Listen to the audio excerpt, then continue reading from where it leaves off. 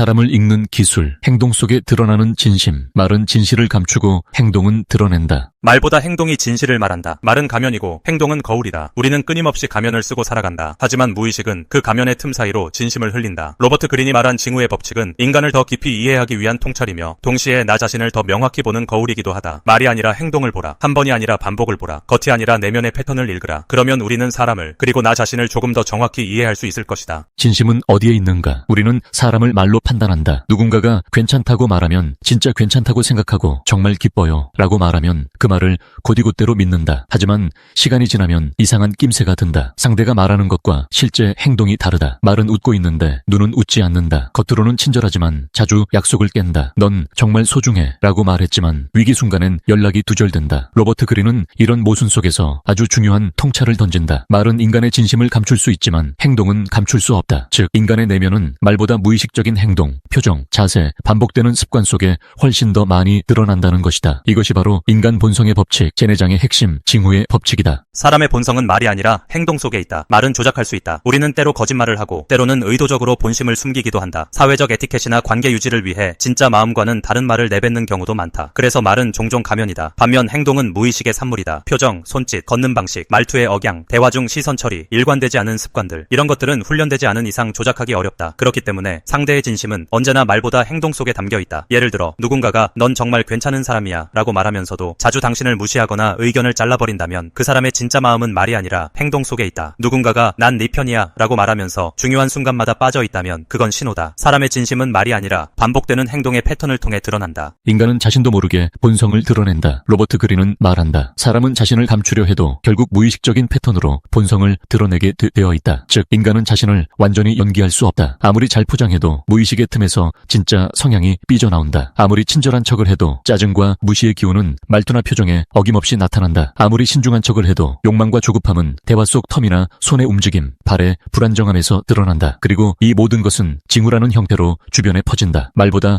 훨씬 설득력 있게. 단 그 징후를 포착하려면 말에 집중하기보다는 관찰에 익숙해져야 한다. 징후를 읽는 힘은 인간관계의 레이더를 키우는 일. 누군가를 깊이 이해하려면 말을 듣는 것보다 그 사람을 관찰하는 능력이 필요하다. 어떤 상황에서 눈을 피하는가? 어떤 주제에서 과도하게 웃는가? 자주 반복되는 말투나 습관은 무엇인가? 이런 징후들은 단순한 습관처럼 보이지만 그 사람의 성격 구조, 감정 패턴, 숨겨진 욕망을 보여주는 단서가 된다. 특히 갈등 상황, 압박을 받는 순간, 지쳐있는 때의 행동은 평소보다 더 많은 정보를 준다. 사람이 감정을 통제할 여유가 없을 때 진짜 자아가 드러나기 때문이다. 관찰력이 뛰어난 사람은 말과 행동 사이의 불일치를 본다. 그리고 그 틈에서 사람의 내면을 읽는다. 겉으론 괜찮다고 말하지만 손이 떨리고 있다면, 정말 기쁘다고 말하면서 목소리의 톤이 가라앉았다면 바로 그 차이 속에 진심이 숨어있다. 반복되는 행동은 감춰진 신념의 반영이다. 로버트 그린은 반복되는 행동 속에서 그 사람의 내면 프로그램을 읽어야 한다고 강조한다. 인간은 누구나 무의식 중에 형성된 감정 반응의 경로가 있다. 이를테면 비판받을 때마다 목소리가 커지는 사람, 친해질수록 공격적으로 변하는 사람, 성공이 가까워지면 도리어 무기력해지는 사람, 관계가 깊어질수록 회피하는 사람. 이 모든 반복은 과거의 경험, 상처, 욕구에 기반한 무의식적 반응이다. 그리고 대부분 자신도 왜 그런지 모른다. 하지만 이런 반복은 관계를 망치고 기회를 놓치게 하며 결국 자기 자신을 파괴하는 패턴으로 이어진다. 이때 징후를 읽을 줄 아는 사람은 지금의 행동이 아니라 패턴에 주목한다. 상대가 어떤 행동을 하느냐보다 그 행동이 얼마나 자주 어떤 맥락에서 반복되었는가를 보는 것이다. 여기에 그 사람의 성향이 드러난다. 사람을 신뢰하려면 말이 아니라 행동의 기록을 보라. 누군가를 신뢰할 수 있을지 판단할 때 우리는 종종 말이나 분위기에 휘둘린다. 좋은 인상을 받으면 이 사람 믿을 수 있겠다고 쉽게 결론 내리고 감정을 자극하는 말에 넘어간다. 하지만 진짜 중요한 것은 그 사람이 지금까지 어떻게 살아왔는가, 어떤 행동을 반복해왔는가이다. 신뢰란 말로 증명되지 않는다. 약속을 지켰는가, 어려운 순간에 어떻게 행동했는가, 이익보다 사람을 먼저 챙겼는가, 이런 행동의 이력서를 읽어야 한다. 말은 누구나 꾸밀 수 있지만 과거의 행동은 꾸밀 수 없다. 시간이 갈수록 더 선명해질 뿐이다. 로버트 그린은 경고한다. 그 사람의 말이 아니라 반복되는 행동 패턴을 기준으로 신뢰하라. 징후를 보려면 관찰자가 되어야 한다. 많은 사람들은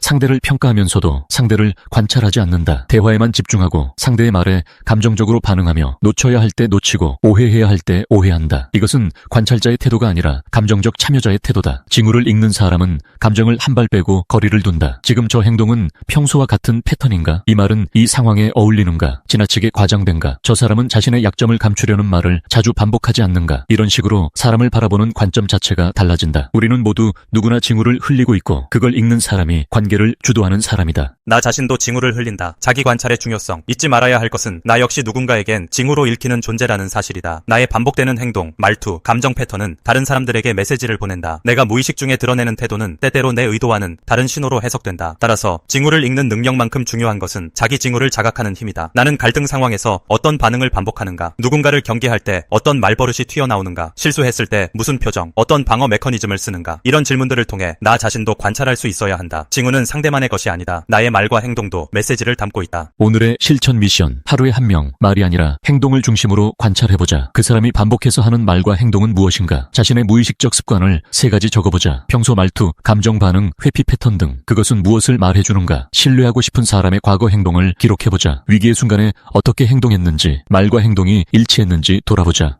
행동경제학. 감정과 이성이 교차하는 의사결정 과정. 경제적 인간이라는 말을 들어본 적이 있는가?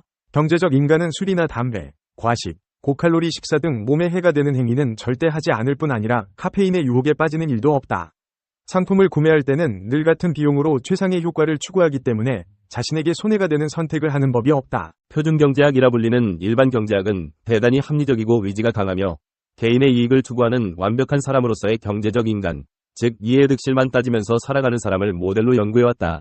하지만 인간이 완벽하게 합리적이라는 사실을 전제로 하는 경제학은 어딘지 모르게 현실과 동떨어져 있다. 실제 인간은 언제나 합리적이지는 않지만 일정한 경향을 지니고 있다. 이기적인 면이 있는가 하면 이타적인 면도 갖추고 있다. 이는 인간이 감정의 영향을 받기 때문이다. 최근에는 경제학에서도 인간의 감정의 중요성이 대두되고 있다. 이에 따라 인간의 경제 행위를 감정이라는 새로운 각도에서 연구하기 시작했는데 이것이 경제학과 심리학을 합친 행동경제학이다. 즉 행동경제학은 경제학과 심리학의 접목으로서 우리가 어떻게 의사결정을 내리고 행동하는지를 이해하려는 학문입니다.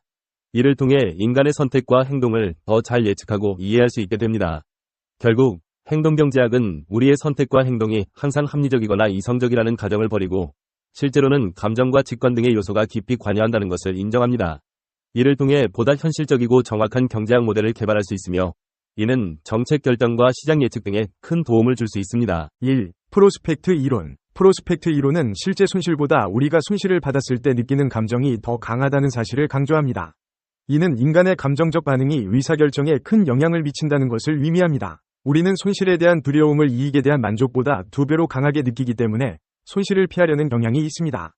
예를 들어 주식 투자에서 손실을 입을 가능성이 있을 때 우리는 이를 피하기 위해 더 안전한 선택을 하는 경향이 있습니다. 이러한 감정적 반응은 종종 우리의 이성적인 판단을 가리는데 이것이 바로 행동경제학이 경제학의 전통적 모델을 보완하는 데 도움을 주는 부분입니다. 2. 휴리스틱. 휴리스틱은 복잡한 결정 상황에서 우리가 간단한 판단 기준을 사용하여 의사결정을 내리는 것을 의미합니다. 이는 우리가 신속하게 결정을 내리는 데 도움이 되지만 종종 오류를 일으킬 수 있습니다.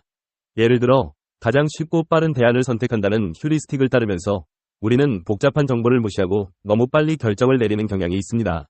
이러한 휴리스틱은 우리의 판단을 왜곡시키는데 이것이 바로 바이어스의 일종입니다. 3. 바이어스. 바이어스는 우리의 판단이나 결정을 왜곡시키는 심리적 편향을 의미합니다. 이는 휴리스틱을 사용할 때 특히 두드러지며 우리가 선택한 대안을 과대평가하거나 과소평가하게 만듭니다. 예를 들어 선입견에 의한 바이어스는 우리가 이전의 경험이나 정보에 의해 영향을 받아 현재의 상황을 과대평가하거나 과소평가하는 경향을 의미합니다. 이러한 바이어스는 종종 우리의 판단을 왜곡시키고 잘못된 결정을 내리게 만듭니다. 따라서 행동경제학은 이러한 바이어스를 인식하고 이를 극복하기 위한 방법을 모색합니다.